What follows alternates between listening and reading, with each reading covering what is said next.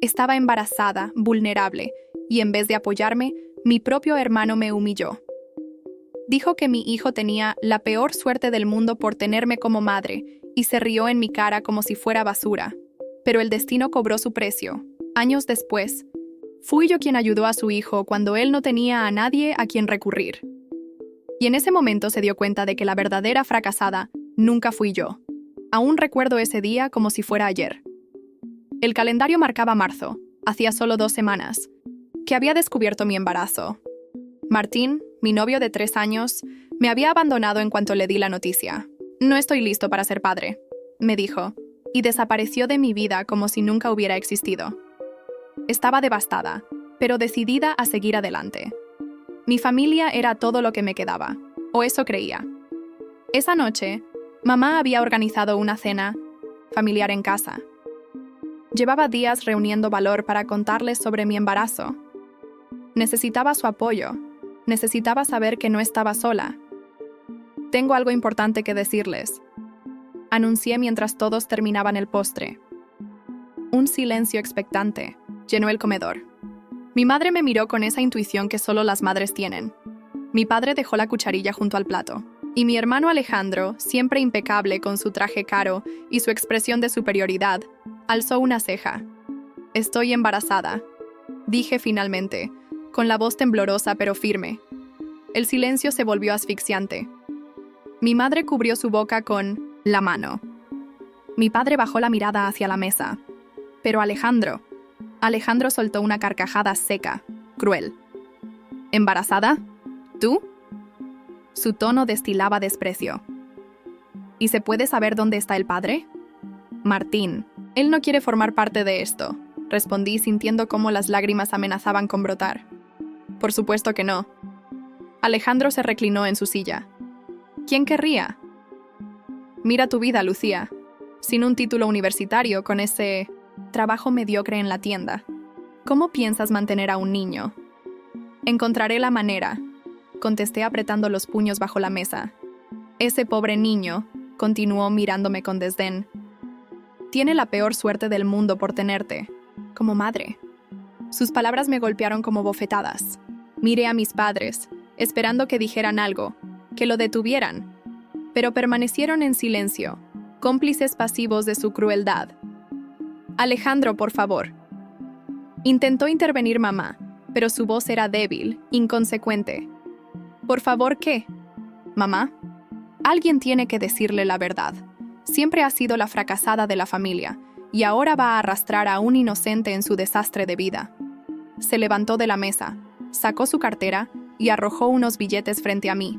Toma, para el aborto. Es lo mejor que puedes hacer. Sentí que algo se rompía dentro de mí. No era solo el rechazo, era la humillación, la crueldad deliberada. Mi propio hermano, con quien había crecido, me trataba como a una basura. «Alejandro», exclamó. Mi padre finalmente reaccionando. Pero era demasiado tarde. Me levanté, temblando de rabia y dolor. «Nunca», dije con una voz que no reconocí como mía, «nunca voy a olvidar lo que acabas de hacer». Recogí mis cosas y salí de esa casa. Por el espejo retrovisor vi a mi madre en la puerta, llamándome. Pero no me detuve. Algo había muerto esa noche, y no había vuelta atrás. Las semanas siguientes fueron un infierno. Dormí en el sofá de una amiga mientras buscaba un lugar donde vivir. Mi jefe en la tienda me redujo las horas cuando supo de mi embarazo, alegando que no sería bueno para los clientes. Una tarde, mientras descansaba en 1900 un parque, exhaustada después de ver otro apartamento que no podía permitirme, mi teléfono sonó. Era Alejandro. «Lucía, necesito saber si lo pensaste mejor». Su voz sonaba impaciente. «La oferta sigue en pie. Te ayudaré económicamente, pero tienes que ser sensata. Sensata». Como si deshacerme de mi hijo fuera la única opción, sensata. ¿Sabes? ¿Qué, Alejandro? Preferiría vivir bajo un puente antes que aceptar tu dinero.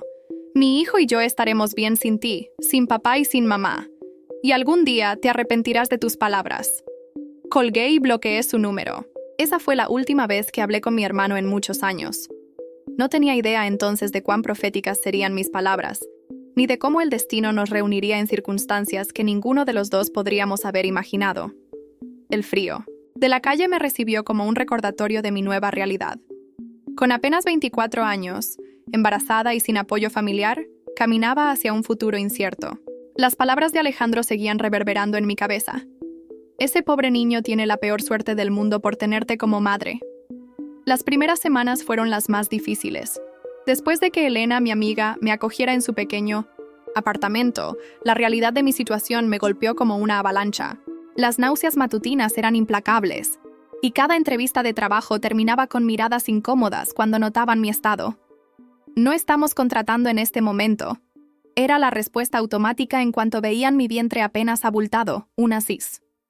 Tarde, mientras buscaba empleo en el periódico local, encontré un anuncio que llamó mi atención. Centro Comunitario Esperanza busca asistente administrativa. Sin muchas expectativas, me presenté a la entrevista. Carmen, la directora del centro, era una mujer de unos 50 años con una mirada cálida que contrastaba con su apariencia severa. Me observó de arriba abajo cuando entré a su oficina. «¿Estás embarazada?», afirmó sin rodeos.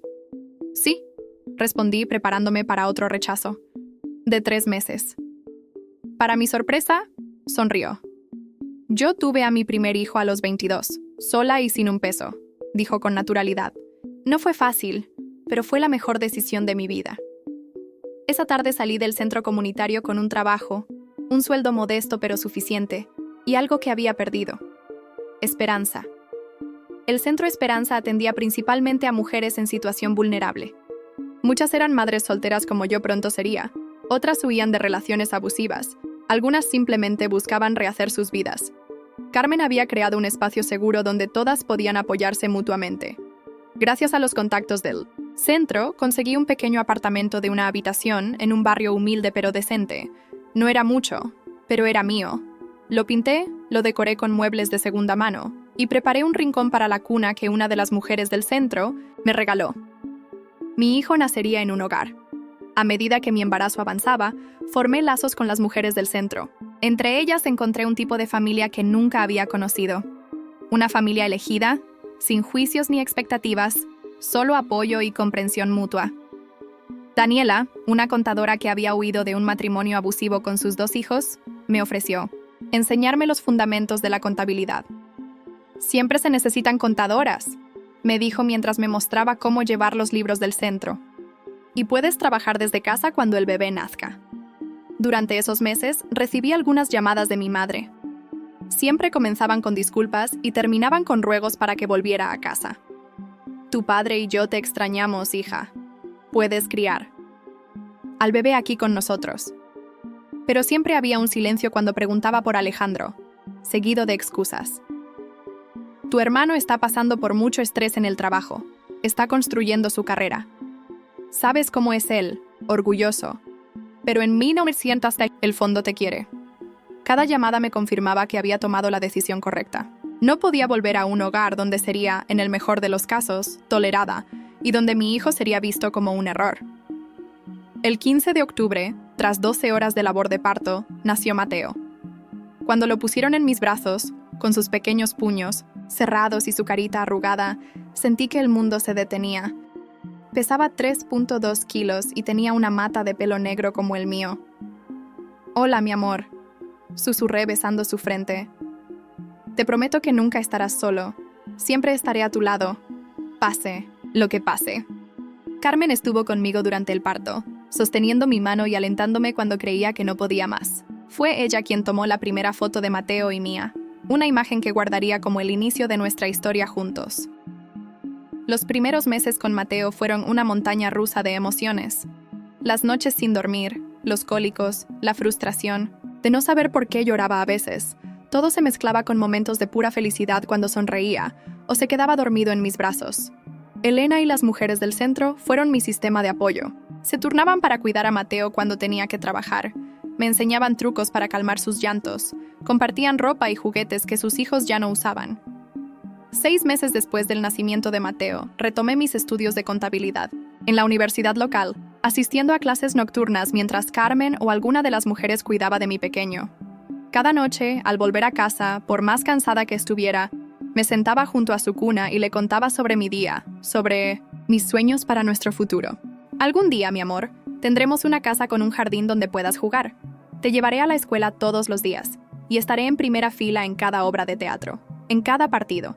Serás un niño feliz y fuerte, y nadie, nunca, te hará sentir que no mereces lo mejor del mundo.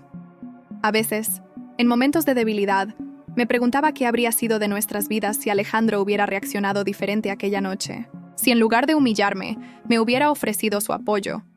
Quizás Mateo tendría una familia extendida que lo adorara, primos con quienes jugar, abuelos que lo consintieran. Pero entonces miraba a mi hijo, tan perfecto, tan amado por esta comunidad de mujeres fuertes, y sabía que estábamos exactamente donde debíamos estar. Lo que no sabía entonces era que el destino estaba apenas comenzando a tejer su compleja red, y que algún día Alejandro y yo volveríamos a encontrarnos en circunstancias que cambiarían nuestras vidas para siempre. El tiempo pasa más rápido cuando estás ocupada sobreviviendo. Los días se convirtieron en meses, los meses en años. Y antes de darme cuenta, Mateo cumplió 7 años. Mi pequeño de pelo negro y ojos curiosos ya no era un bebé. Era un niño inteligente y compasivo que hacía preguntas difíciles. «Mamá, ¿por qué no tengo abuelos como mis amigos?», me preguntó una tarde mientras regresábamos de la escuela. Su inocente pregunta me atravesó como una flecha. Habíamos construido una vida estable, pero las ausencias pesaban. «Tienes abuelos, mi amor», respondí con cuidado, «pero viven lejos. Y a veces las familias son complicadas». No le contaría todavía sobre aquella noche, sobre las crueles palabras de Alejandro, sobre cómo mis padres habían elegido el silencio cómplice. Algún día, quizás, pero no ahora. No quería que conociera el rechazo tan temprano. Mi madre seguía llamando ocasionalmente. Con cada llamada, notaba cómo se cuidaba de mencionar a Alejandro directamente, aunque siempre encontraba formas de infiltrarlo en la conversación. «Tu hermano se casó el mes pasado», me dijo durante una de esas llamadas, «con Verónica, la hija del socio de tu padre. Una boda preciosa». No respondí. ¿Qué podía decir? Felicitaciones al hombre que me había tratado como basura cuando más lo necesitaba. «Tienen un apartamento maravilloso en el centro», continuó. «Alejandro está haciendo muy bien en la empresa. Tu padre está tan orgulloso, siempre el orgullo por Alejandro. El hijo perfecto, el exitoso». Mientras, yo era la nota al pie de página en la historia familiar. Pero mi vida había tomado un rumbo que ninguno de ellos podría haber anticipado. Después de graduarme en contabilidad, trabajé para una pequeña firma durante 3 años. Gracias a Carmen conseguí clientes particulares, pequeños negocios que necesitaban asesoría financiera. Mi reputación creció lentamente. Cuando Mateo cumplió 5 años, fundé mi propia consultoría financiera, especializada en ayudar a pequeñas empresas y emprendedores. Nuevo Horizonte Consultores comenzó en un pequeño despacho alquilado, con una computadora y mucha determinación. Para mi sorpresa, el negocio despegó rápidamente. Había un nicho sin explotar. Muchos emprendedores no podían pagar las grandes firmas, pero necesitaban asesoría profesional. Mi enfoque personalizado y comprensivo resonaba especialmente entre mujeres emprendedoras. En 2 años, pasé de trabajar sola a tener un equipo de 5 personas. Contraté a Daniela, mi amiga del Centro Esperanza, como mi mano derecha. Elena manejaba la recepción. Formamos un equipo sólido, una extensión de esa familia elegida que habíamos construido. Nos mudamos a un apartamento más grande en un barrio residencial. Mateo tenía su propia habitación, llena de libros y juguetes. Por las noches, después de ayudarlo con la tarea, a veces me sentaba en el balcón y contemplaba la ciudad, maravillada de lo lejos que habíamos llegado. El Centro Esperanza siempre ocupó un lugar especial en nuestras vidas. Cada mes donaba una parte de mis ingresos y ofrecía asesoría gratuita a las mujeres que estaban comenzando sus propios negocios. Era mi manera de devolver lo que había recibido. Carmen, ahora con el pelo completamente cano, seguía dirigiendo el centro con la misma pasión. «Siempre supe que llegarías lejos», me dijo durante la celebración del aniversario del centro. Tenías esa mirada, la de alguien que no se rinde. A veces, en la tranquilidad de la noche, recordaba las palabras de Alejandro. «Ese pobre niño tiene la peor suerte del mundo por tenerte como madre». Miraba a Mateo, durmiendo pacíficamente, feliz, amado, bien educado, y sonreía ante la ironía. un martes cualquiera. Mientras revisaba los estados financieros de un cliente, mi teléfono sonó. Era un número desconocido.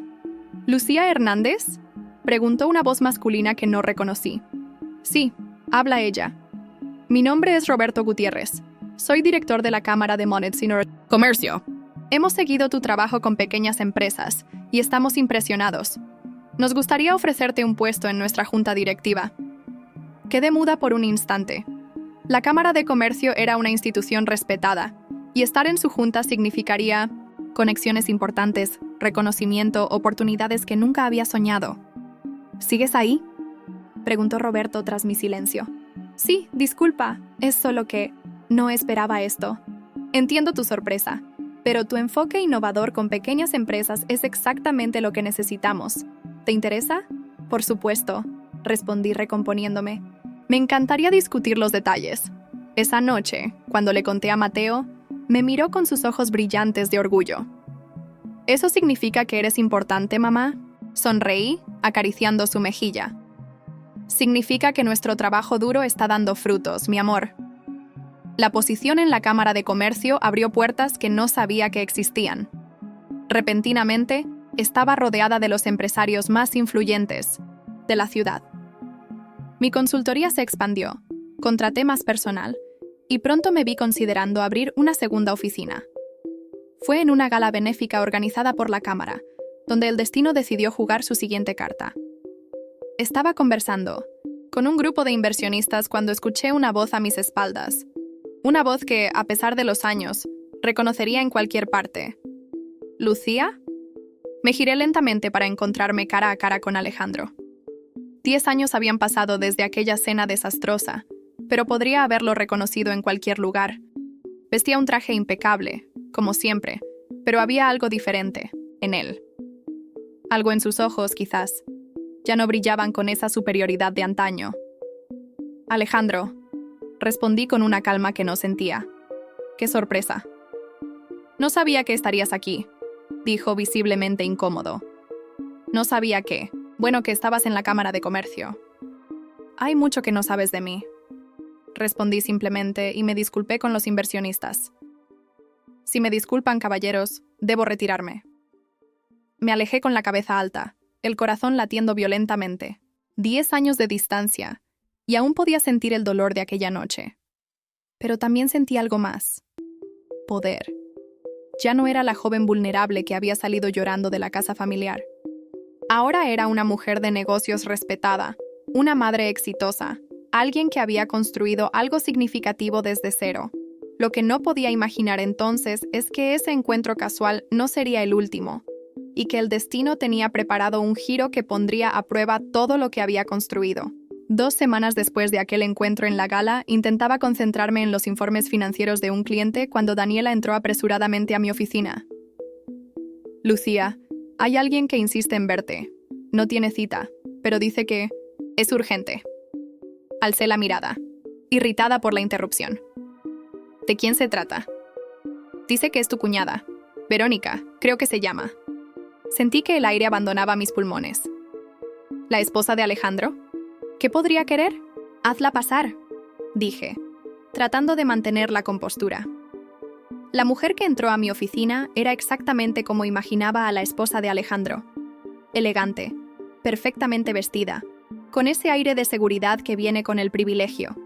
Sin embargo, algo en su expresión me desconcertó. Sus ojos estaban enrojecidos y su maquillaje, aunque impecable, no lograba ocultar completamente los signos de noches sin dormir. Gracias por recibirme sin cita, dijo, extendiendo su mano. Soy Verónica, la esposa de Alejandro. Lo sé, respondí estrechando brevemente su mano. ¿En qué puedo ayudarte? Verónica se sentó, acomodando nerviosamente el bolso en su regazo. Probablemente te estés preguntando por qué estoy aquí. La verdad es que sí, admití. Tomó aire profundamente antes de continuar. Es sobre Alejandro y sobre Lucas. Hizo una pausa. Nuestro hijo. Un escalofrío me recorrió la espalda. Alejandro tenía un hijo. Por supuesto que tendría un hijo. ¿Por qué me sorprendía? Lucas tiene 8 años, continuó Verónica. Es un niño brillante, pero las cosas no están bien, Lucía. No entiendo qué tiene que ver esto conmigo, interrumpí sintiéndome a la defensiva. Alejandro y yo no hemos hablado. En 10 años. Lo sé. Sus ojos se llenaron de lágrimas contenidas.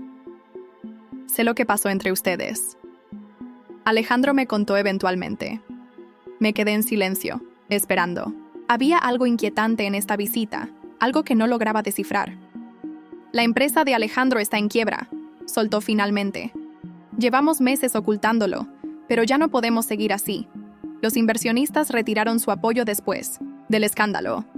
¿Qué escándalo?, pregunté genuinamente confundida. Verónica me miró sorprendida. ¿No sabes? Está en todos los periódicos de negocios. Alejandro falsificó algunos documentos para conseguir un préstamo importante. Cuando se descubrió, todo se vino abajo. Un nudo se formó en mi garganta.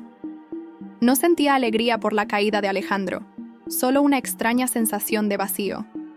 Lo siento, pero sigo sin entender por qué estás aquí. Dije después de un momento. Estoy aquí por Lucas, respondió, y su voz se quebró. Desde que todo esto comenzó, Alejandro ha cambiado. Está irritable, ausente, bebe demasiado. Y Lucas lo está resintiendo. Sus calificaciones han bajado, tiene problemas de conducta en la escuela. ¿Y qué esperas que yo haga?, pregunté, aunque ya comenzaba a intuir su respuesta. Alejandro mencionó que te vio en la gala, que estás en la Cámara de Comercio. Sé que tienes una consultoría exitosa. Hizo una pausa. Necesita trabajo, Lucía. Cualquier cosa. Está desesperado. Una risa incrédula escapó de mis labios. ¿Vienes a pedirme que contrate a Alejandro? ¿El mismo hombre que me dijo que mi hijo tenía la peor suerte del mundo por tenerme como madre? Verónica bajó la mirada, avergonzada. Sé que es mucho pedir. Es imposible, respondí tajante. Lo siento por Lucas, de verdad, pero no puedo ayudarlos. Se levantó lentamente, recogiendo su bolso. Lo entiendo, dijo con dignidad. Disculpa la molestia. Cuando estaba por salir, añadió. ¿Tu hijo? ¿Cómo está? La pregunta me tomó por sorpresa. Mateo está muy bien, respondí con orgullo involuntario. Es un niño feliz, inteligente. Le encanta leer y jugar fútbol. Una sonrisa triste cruzó el rostro de Verónica. Me alegro. Lucas también ama el fútbol. Después de que se fue, me quedé mirando por la ventana durante largo rato. El cielo estaba nublado, amenazando lluvia, como mi estado de ánimo. Esa noche, mientras cenábamos, observé a Mateo contándome entusiasmado sobre su día en la escuela. Recordé las palabras de Verónica sobre Lucas, sobre sus problemas, y sentí una punzada de compasión. El niño no tenía culpa de los errores de su padre. Mamá, ¿estás escuchando? La voz de Mateo me trajo de vuelta al presente. Lo siento, cariño. Estaba pensando en el trabajo. Mentí. ¿Qué decías sobre tu proyecto de ciencias? Días después, mientras revisaba mi correo electrónico, encontré uno que captó mi atención de inmediato. El remitente era Alejandro Hernández. Con el corazón acelerado lo abrí. Lucía, sé que no tengo derecho a pedirte nada. Verónica me contó que fue a verte, y entiendo perfectamente tu negativa. No estoy escribiendo para pedirte trabajo. Solo quería que supieras que lamento profundamente lo que te dije aquella noche. He vivido con ese remordimiento durante años, pero mi orgullo siempre me impidió buscarte. Lucas está teniendo problemas en la escuela. El psicólogo dice que es por el estrés en casa, por vernos a Verónica y a mí discutir constantemente. Me recuerda tanto a mí a su edad, absorbiendo toda la atención, llevándola dentro como una bomba de tiempo. No quiero que se convierta en lo que yo me convertí.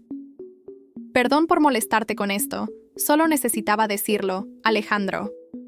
Releí el correo, varias veces, sintiendo una mezcla confusa de emociones.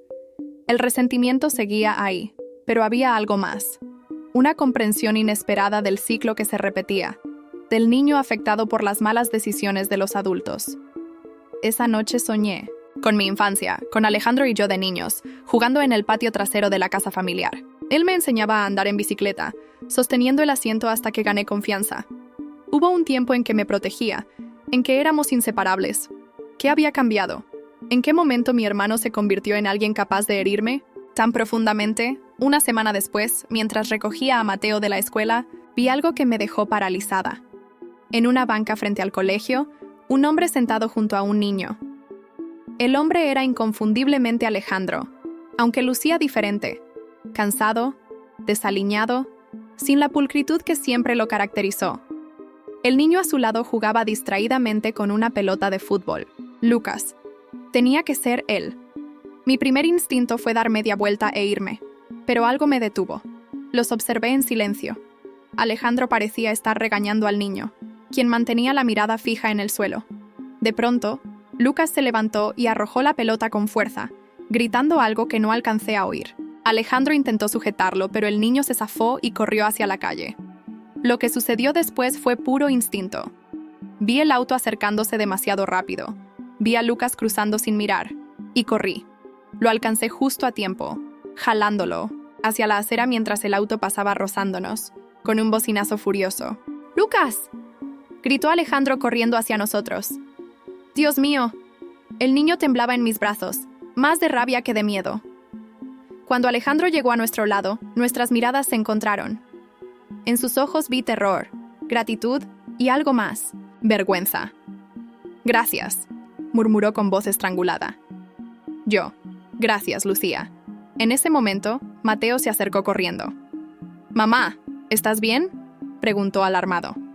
«Estoy bien, cariño», respondí, soltando suavemente a Lucas. Solo un susto. Lucas miró a Mateo con curiosidad, y luego a mí. «¿Eres Lucía?», preguntó. «¿La hermana de mi papá?». La pregunta quedó suspendida en el aire, cargada de implicaciones.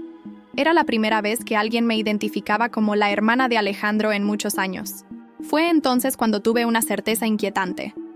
El destino nos había puesto en el mismo camino nuevamente por una razón. Y esta vez, el que necesitaba ayuda no era yo, sino Alejandro. O más precisamente, su hijo. Después del incidente frente a la escuela, quedamos en un incómodo silencio. Lucas se aferraba a la mano de Alejandro mientras Mateo me miraba con curiosidad. «¿Por qué nunca me dijiste que tenía un primo?», preguntó Mateo con la directa inocencia de los niños. Sentí el peso de la mirada de Alejandro sobre mí. «Es complicado, cariño», respondí, sin saber qué más decir. Alejandro carraspeó, visiblemente incómodo. «Lucas, saluda a tu tía Lucía y a tu primo Mateo», dijo, con una voz que intentaba sonar normal pero fallaba. Lucas, aún afectado por el susto, murmuró un tímido «Hola». Tenía los ojos de Alejandro, pero había algo vulnerable en su expresión que me recordó a mí misma cuando niña. «¿Quieres jugar fútbol algún día?», le preguntó Mateo, ofreciéndole una sonrisa. «Mi mamá dice que eres bueno». Lucas miró sorprendido a su padre, luego a mí y finalmente a Mateo. «¿En serio?», respondió con un destello de interés en sus ojos. Alejandro me miró confundido. Verónica mencionó que a Lucas le gusta el fútbol. Expliqué brevemente, sin entrar en detalles sobre su visita a mi oficina. Por un momento nadie supo qué decir. Dos familias fragmentadas, unidas por un accidente y la sangre que compartíamos. «Deberíamos irnos», dije finalmente. «Mateo tiene tarea pendiente». Comencé a alejarme, tomando la mano de mi hijo, cuando la voz de Alejandro me detuvo. «Lucía, espera». Había algo desesperado en su tono. ¿Podríamos hablar? En otro momento, claro, cuando tengas tiempo». Me giré lentamente. Lo miré directamente a los ojos, buscando cualquier rastro del hombre arrogante que me había humillado una década atrás. Solo vi cansancio y algo que parecía genuino remordimiento. «Dame tu número», dije sacando mi teléfono. «Te llamaré». Intercambiamos números bajo la mirada atenta de los niños. Al despedirnos, noté que Lucas seguía mirando a Mateo, con curiosidad, como si acabara de descubrir una pieza perdida de un rompecabezas. «¿Por qué nunca conocí a mi tío?», escuché que le preguntaban a Alejandro mientras se alejaban. En el camino a casa, Mateo no dejó de hacer preguntas. «¿Por qué no me dijiste que tenía un primo? ¿Por qué nunca vemos a tu hermano? ¿Puedo jugar con Lucas?». Respiré profundamente, buscando respuestas sencillas pero honestas. A veces, las familias se distancian, Mateo. Tu tío Alejandro y yo tuvimos desacuerdos hace mucho tiempo. Pero eso no significa que tú y Lucas no puedan conocerse. Lucas parecía triste, comentó Mateo con esa capacidad asombrosa que tienen los niños para ver a través de las apariencias. Creo que está pasando por momentos difíciles, respondí con cuidado. Como nosotros antes, ¿verdad? cuando vivíamos en el apartamento pequeño y tú estudiabas por las noches. Su observación me dejó sin palabras. A veces olvidaba cuánto percibía Mateo, cuánto recordaba de nuestros años difíciles. Sí, algo así, admití. Pero ahora estamos bien, ¿verdad? Asintió con seriedad. Deberíamos ayudarlos, mamá, como Carmen nos ayudó a nosotros. Esa noche no pude dormir. Las palabras de Mateo resonaban en mi cabeza, mezclándose con imágenes, de Lucas cruzando la calle sin mirar, de Alejandro devastado, de Verónica con los ojos enrojecidos de tanto llorar. Deberíamos ayudarlos, mamá. ¿Realmente quería abrir esa puerta? ¿Dejar entrar a Alejandro nuevamente en mi vida después de todo lo que había pasado? Una semana después, tras mucha reflexión, lo llamé. Nos encontramos en una cafetería, neutral, un lugar tranquilo donde podríamos hablar sin interrupciones. Cuando llegué, Alejandro ya estaba allí, tamborileando nerviosamente en la mesa. «Gracias por venir», dijo levantándose para saludarme. Se veía terrible. Había perdido peso, tenía ojeras profundas y su ropa, aunque limpia, parecía haber visto mejores días. «¿Cómo está Lucas?», pregunté sentándome frente a él. «Mejor después del susto», respondió. «No deja de hablar de Mateo». Hubo un silencio incómodo mientras un camarero tomaba nuestras órdenes. Café negro para ambos. Algunas costumbres nunca cambian. Cuando finalmente estuvimos solos, Alejandro habló con voz baja. «No sé por dónde empezar, Lucía. Han pasado tantos años». «Empieza por el principio», sugerí. «¿Qué pasó con tu empresa?». Su rostro se ensombreció. «Todo comenzó hace 3 años. Teníamos problemas financieros, pero nada grave. Luego perdimos un cliente importante y otro y otro». Hizo una pausa. «Falsifiqué algunos documentos para conseguir un préstamo. Pensé que podría devolverlo antes de que alguien lo notara, pero te descubrieron», completé. Asintió avergonzado. El escándalo fue terrible. Los inversionistas retiraron su apoyo, los clientes se fueron. Todo se derrumbó en cuestión de semanas. ¿Y ahora? Estamos vendiendo el apartamento. Nos mudaremos a algo más pequeño, en las afueras. Respiró profundamente. Verónica está trabajando como secretaria en una clínica dental.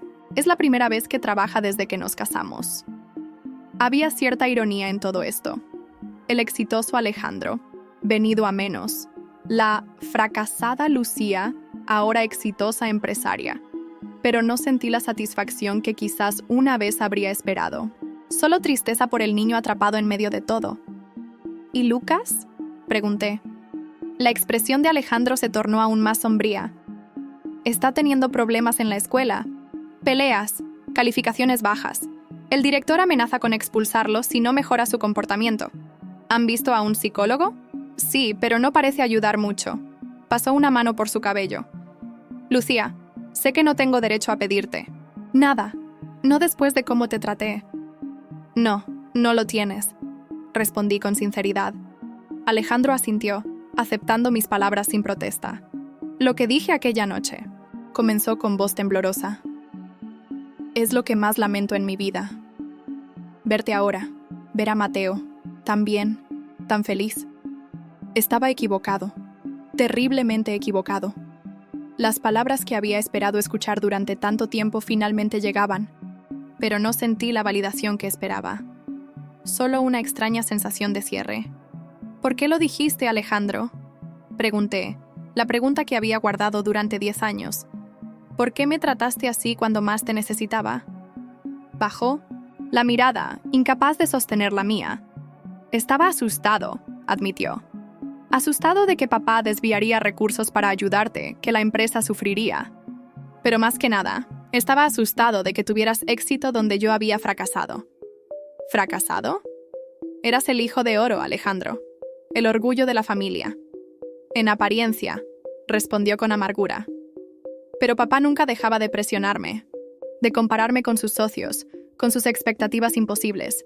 Y cuando te vi, decidida a seguir adelante a pesar de todo, tenía miedo de que lograras lo que yo no podía, ser verdaderamente independiente. Sus palabras me dejaron sin aliento. Nunca había visto a mi hermano así, tan vulnerable, tan honesto. Después de otro largo silencio, finalmente hablé. No puedo ofrecerte un trabajo, Alejandro.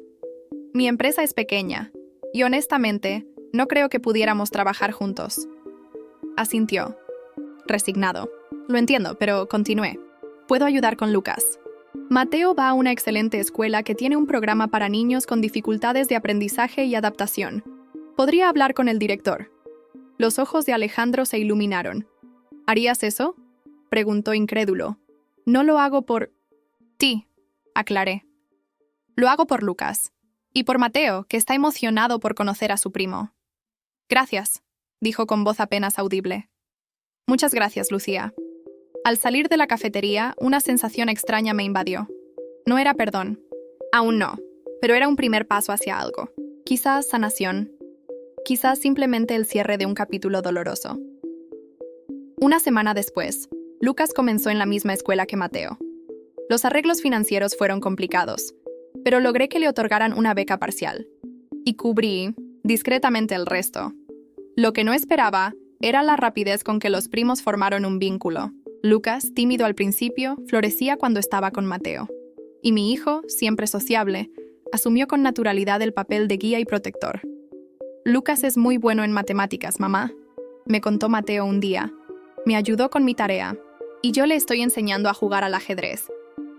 Verónica y yo comenzamos a turnarnos para recoger a los niños. Fue durante esos breves intercambios que empezamos a formar una extraña amistad basada en nuestro amor por los niños. Lucía, me dijo un día mientras esperábamos fuera de la escuela. Lucas ha cambiado tanto desde que empezó aquí. Está más tranquilo, más concentrado. Su terapeuta dice que Mateo ha sido una influencia muy positiva. Sonreí, sintiendo una mezcla de orgullo y nostalgia. Los niños son resilientes, más de lo que creemos. Alejandro también está cambiando, añadió con cautela. Está más presente, más involucrado. Creo que ver cómo ha salido adelante a pesar de todo, le ha dado perspectiva. No respondí. Aún no estaba lista para discutir a Alejandro, para analizar su proceso de cambio. Pero algo estaba cambiando dentro de mí también. La rabia, el resentimiento que había cargado durante años, comenzaba lentamente a transformarse en algo diferente. No en perdón, aún no. Pero en comprensión, quizás. Lo que no sabía entonces era que el verdadero punto de inflexión estaba por llegar. Un momento que pondría a prueba todo lo que creía sobre la familia, el perdón y mi propio corazón. Un mes después de que Lucas comenzara en la nueva escuela, recibí una llamada inesperada. Era la directora del colegio, la señora Mendoza, con voz tensa. Señora Hernández, necesitamos que venga inmediatamente. Ha habido un incidente con Mateo y Lucas. Llegué a la escuela con el corazón acelerado. En la oficina de la directora, encontré a Mateo con el labio partido y a Lucas con un moretón formándose bajo el ojo. Ambos miraban al suelo, evitando hacer contacto visual.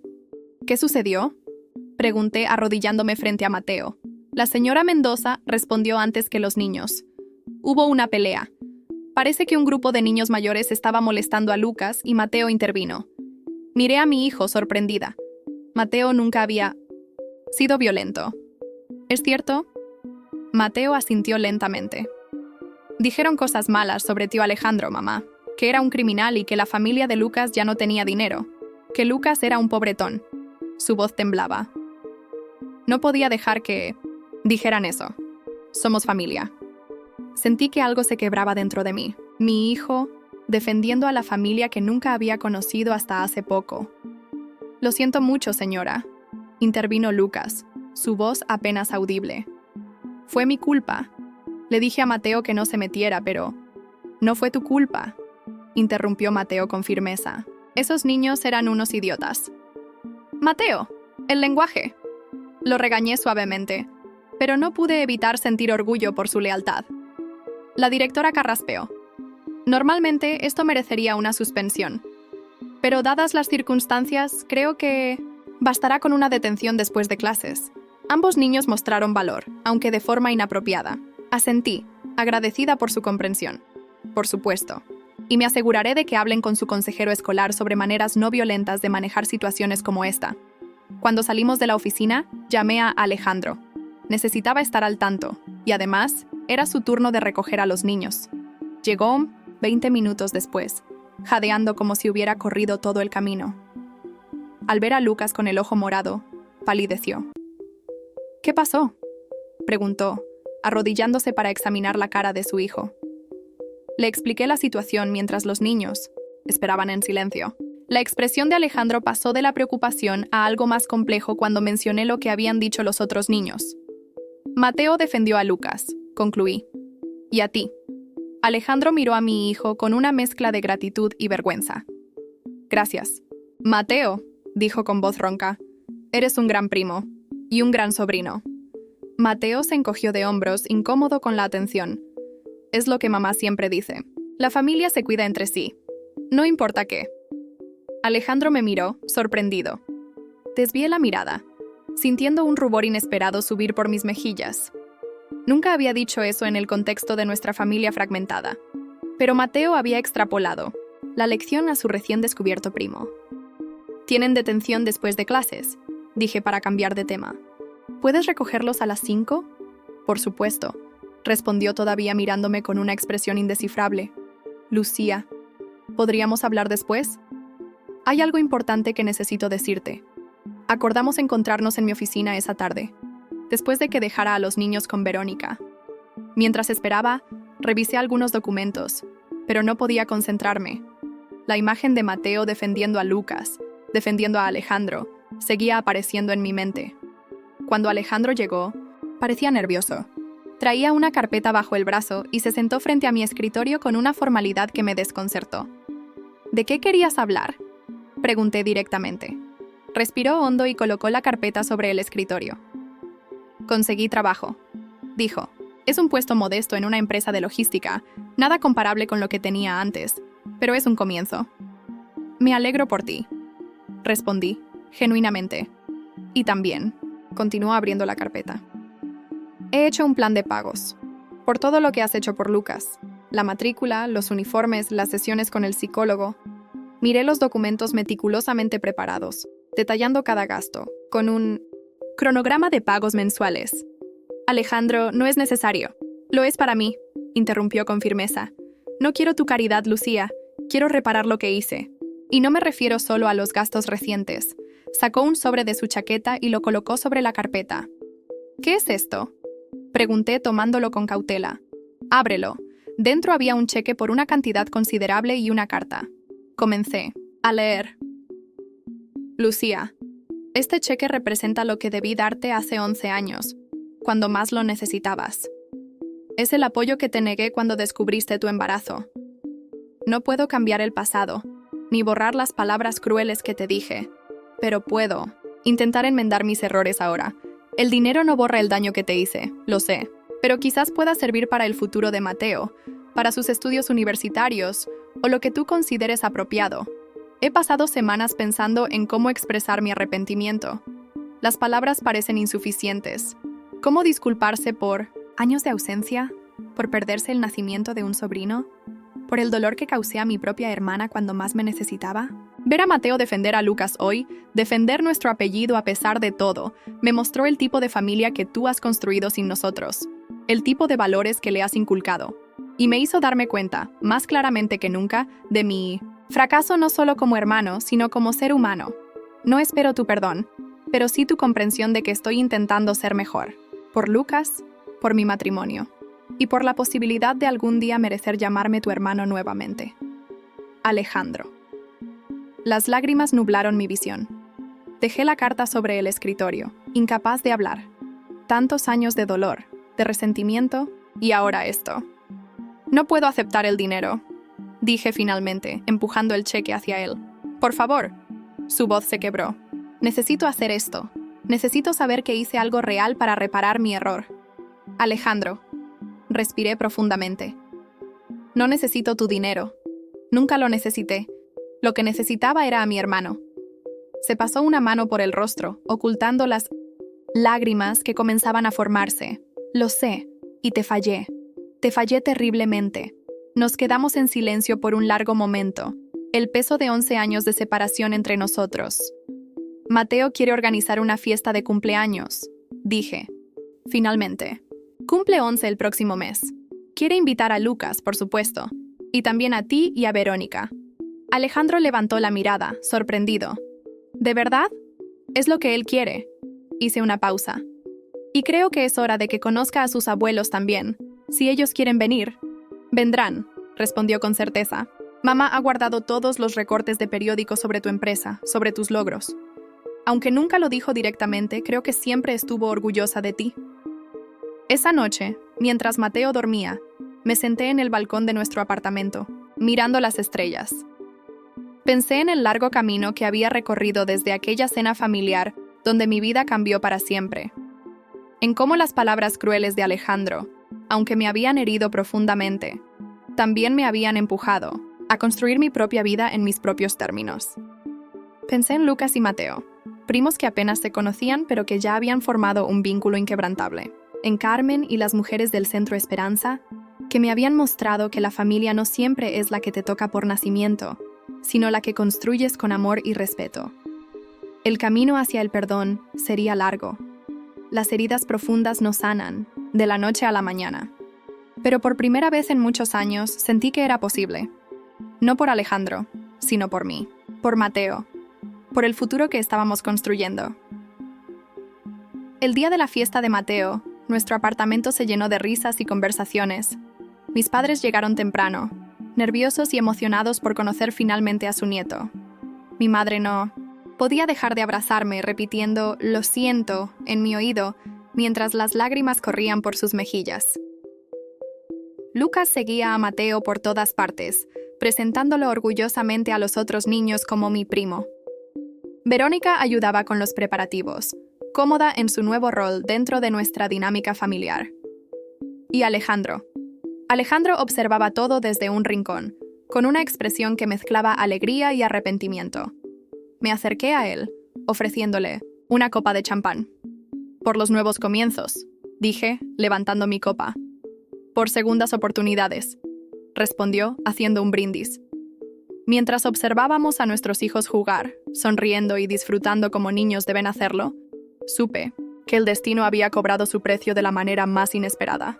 No a través de la venganza o el sufrimiento de Alejandro, sino mostrándole el valor real de lo que había despreciado 11 años atrás, la fuerza inquebrantable de una madre decidida a dar lo mejor a su hijo, contra viento y marea.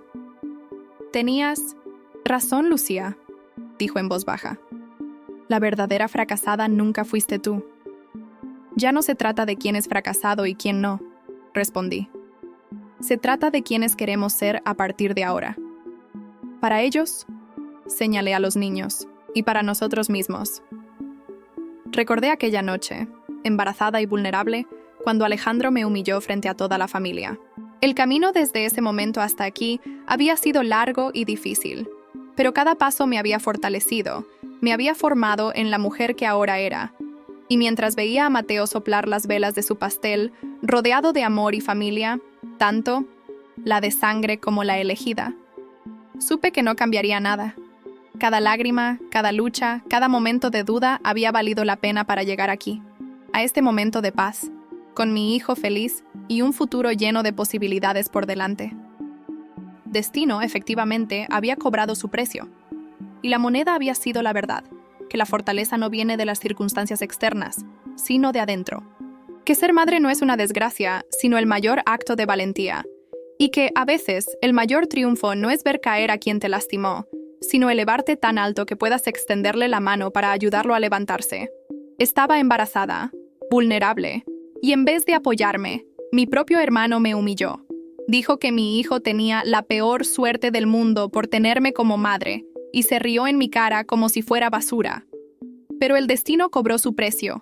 Años después, fui yo quien ayudó a su hijo cuando él no tenía a nadie a quien recurrir. Y en ese momento se dio cuenta de que la verdadera fracasada nunca fui yo.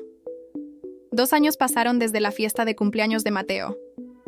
El tiempo, ese alquimista silencioso, había transformado lentamente las heridas abiertas en cicatrices que, aunque visibles, ya no dolían como antes.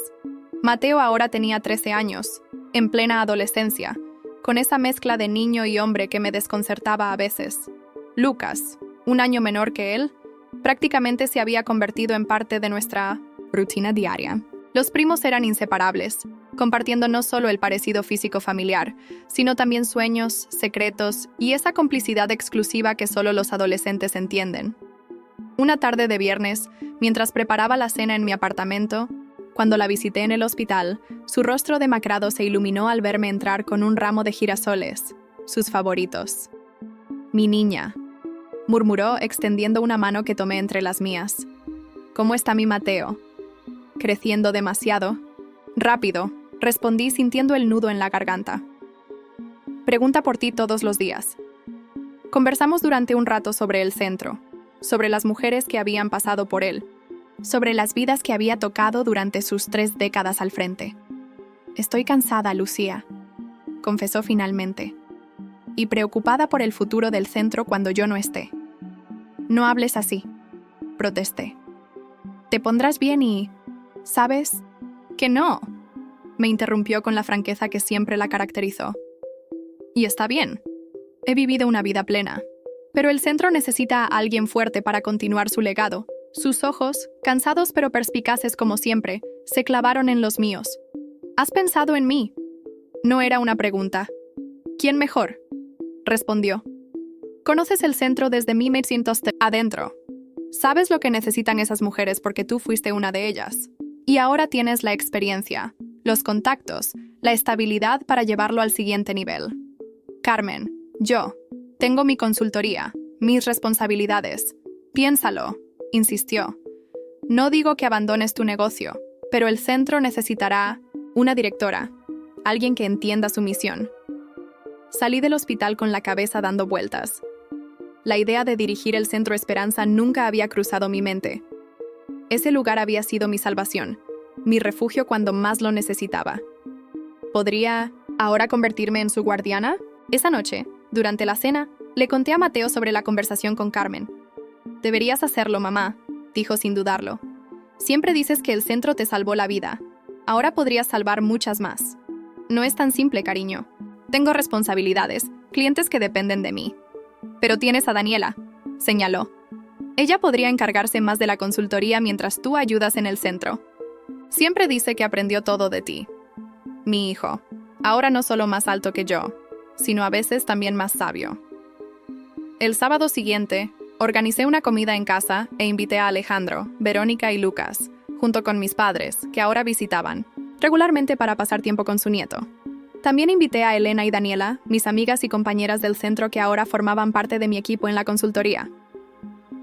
Después de la comida, mientras los chicos jugaban videojuegos, compartí con todos la propuesta de Carmen y mis dudas al respecto. «Es una gran responsabilidad», comentó mi madre, «pero siempre has sido fuerte, hija. Incluso cuando nosotros no supimos verlo». Alejandro, que había estado escuchando en silencio, finalmente habló. «Creo que deberías hacerlo», dijo con firmeza. «Ese lugar te dio una oportunidad cuando yo te la negué. Carmen vio en ti lo que yo no pude ver, una mujer capaz de superar cualquier obstáculo». Sus palabras, libres de la amargura que alguna vez nos separó, me conmovieron profundamente. «No quiero abandonar a mis clientes», expresé mi preocupación principal. «Han confiado en mí durante años». «No tienes que hacerlo», intervino Daniela. «Podríamos reestructurar la consultoría. Yo podría asumir más responsabilidades operativas mientras tú te concentras en la dirección estratégica y divides y tu tiempo con el centro. Y yo podría ayudar», añadió Verónica sorprendiéndonos a todos. «Tengo experiencia administrativa ahora, y siempre he admirado el trabajo del centro desde que me contaste sobre él». Miré alrededor de la mesa, a estas personas que ahora formaban mi red de apoyo, mi familia elegida y recuperada, y sentí una oleada de gratitud. 3 meses después, Carmen falleció pacíficamente en su sueño. El funeral congregó a cientos de mujeres cuyas vidas había tocado, cada una con una historia de cómo el Centro Esperanza había sido su salvación en momentos oscuros. Una semana más tarde, asumí oficialmente como directora del centro. Reorganizamos la consultoría tal como habíamos planeado. Daniela asumió la gestión diaria, mientras yo supervisaba las estrategias generales y trabajaba con los clientes más importantes. Verónica se unió al equipo administrativo del centro, a tiempo parcial. Alejandro, para mi sorpresa, se ofreció a proporcionar asesoría legal gratuita a las mujeres del centro. Había comenzado a estudiar Derecho en las noches, un sueño que había abandonado años atrás por presión de mi padre, para unirse al negocio familiar. «Es mi manera de retribuir», me dijo simplemente. Un día, mientras revisaba algunos expedientes en mi nueva oficina en el centro, encontré un viejo álbum de fotos. Al abrirlo, me encontré cara a cara con una versión más joven de mí misma, sosteniendo a un Mateo recién nacido, con Carmen a mi lado. La primera foto de mi nueva vida. En ese momento, como si lo hubiera invocado con el pensamiento, Mateo apareció en la puerta de la oficina. A sus casi 14 años, ya mostraba signos de la apuesta figura que tendría como adulto. ¿Lista? Para irnos, mamá. Tío Alejandro y tía Verónica ya están esperando con Lucas en el restaurante. Un momento, respondí, guardando cuidadosamente el álbum. Mientras caminábamos hacia el estacionamiento, Mateo me tomó por sorpresa con una pregunta. ¿Eres feliz, mamá? Lo miré, tomándome un momento para reflexionar sinceramente sobre su pregunta. Sí, hijo, respondí finalmente. Soy muy feliz. Tengo un hijo maravilloso, un trabajo que me apasiona y he recuperado a mi familia. ¿Qué más podría pedir? Me alegro, dijo sonriendo. Porque tú siempre dices que la verdadera riqueza está en las personas que nos rodean, no en las cosas que tenemos. Mientras conducía hacia el restaurante donde nos esperaban Alejandro, Verónica y Lucas, pensé en el largo y sinuoso camino que me había llevado hasta aquí. En aquella noche terrible cuando mi hermano me humilló y me dijo que mi hijo tendría la peor suerte del mundo por tenerme como madre. En las noches de llanto y desesperación, en las dudas y los miedos, en la determinación de salir adelante, contra todo pronóstico. El destino ciertamente había cobrado su precio, pero no de la manera que alguna vez imaginé. No con la caída y humillación de Alejandro, sino con la lección que ambos habíamos aprendido, que la verdadera fortaleza no está en el poder que ejercemos sobre otros, sino en la capacidad de levantarnos cuando la vida nos derriba, de extender la mano a quien alguna vez nos lastimó, y de construir nuevos caminos cuando los antiguos se han derrumbado. Y mientras estacionaba frente al restaurante, viendo a través de la ventana a mi hermano y su familia esperándonos con sonrisas genuinas, supe que habíamos recorrido el círculo completo. De la traición al perdón, del abandono a la reconciliación, del dolor a la sanación. Estaba embarazada, vulnerable, y en vez de apoyarme, mi propio hermano me humilló. Dijo que mi hijo tenía la peor suerte del mundo por tenerme como madre, y se rió en mi cara como si fuera basura. Pero el destino cobró su precio. Años después, fui yo quien ayudó a su hijo cuando él no tenía a nadie a quien recurrir. Y en ese momento se dio cuenta de que la verdadera fracasada nunca fui yo. Y al final, el círculo se había transformado en algo mucho más hermoso y significativo que la simple venganza. Se había convertido en redención.